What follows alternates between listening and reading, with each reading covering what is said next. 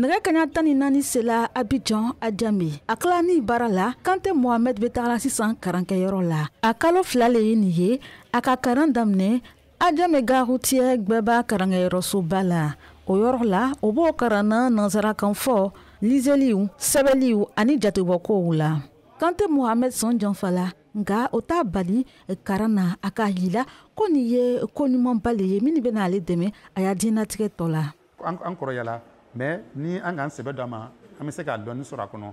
parce que hali ni an bɛ dɔɔni sɔrɔ a kɔnɔ i bɛ se k'i tɔgɔ sɛbɛ i bɛ se ka kalan kɛ SMS i bɛ se k'o bɛɛ sɛbɛ donc vraiment o koba le ye quoi o koba le ye an fɛ karankɛyɔrɔba min dayɛlɛla nin ye Adjamé gbɛba la n'o ko ma ko centre d'alphabétisation baaraw bɛ kɛla o yɔrɔ la i n'a fɔ karankɛso tɔw la o la ni karankɛdenw k'o jija baara la o bɛ pase ka taga kilasi 2nan na Sumaworo Fale ye karanfaw ɲɛmɔgɔ ye bɛ kɛ kalo 6 sisan an bɛ mɔgɔw kalan en tout cas mɔgɔw jijani de o bɛ na kalan kɛ bi yɛrɛ an ka composition kɛ mais mɔgɔw bɛ sisan dɔw bɛ se sisan ka kalan kɛ voilà donc an ka évaluation kɛ évaluation bannen kɔfɛ composition bannen kɔfɛ dɔw bɛ na taa niveau 2 la o la comme ça o bɛ taga o ka kalan yɛrɛ ka kalan kɛ ka ɲa musow ma to kɔ karan ɲumanba nin na muso minnu bɛ gare routière la olu fana ni bɛ karanna karankɛko ɲuman na Traoré Abiba Madame Karamoko ale le bɛ musow karanna man bamusow le karanna minnu ma chance sɔrɔ ka taa ekɔliso la donc o bɛ yan ka lakarani kɛ pour que u bɛ se ka compter kɛ français kan na ka français kan fɔ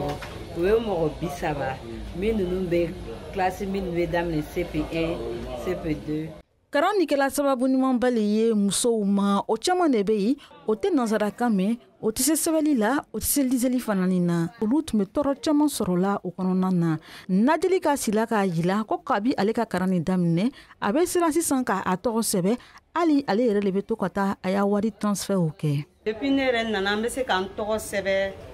n bɛ se liseli la ka ɲa donc n bɛ bɛɛ lajɛlen welela a ye na n'a nana karan kɛ na i tɛna regretter hakili ɲumanba ni ko ɲumanba ni bɔla gare routière y'a jɛnkuru ɲɛmɔgɔ le yɔrɔ n'o ye coordination des gares routières de Côte d'Ivoire ye Adama Touré k'a cɛsiri gare routière baarakɛmɔgɔw y'a karanko la sabula ale laɲini de ye o ye ɲɛtaga sɔrɔ o y'a baaraw la n'a ka bɔ alphabétisation sisan ni gouvernement b'a la loi pour créer ko permis kelen tɛ se ka kɛ diplômé transport fanga bon transporteur y'a bagala fanga bon a b'a diplôme kura créer o tɔgɔ ko CACR o kɛ hali institut sotra yo pour ando quoi aux heures le wa mɔgɔ formé a ko diplôme di ma actuellement BRT min kosɔn gouvernement b'a an jɛmɛ BRT bɛna o ta en charge mɔgɔ wa kelen o bɛna wa CACR kɛ BRT mɔgɔ bɛna o sara donc anu ta jɛmɛ n'o damina mɔgɔ ile ma min bɛna anda alphabétisation min kɛ kana tubabu kalan kɛ ne y'o k'o kɛ n'a ye sa calcul kɛ k'a ye tɔgɔ sɛbɛ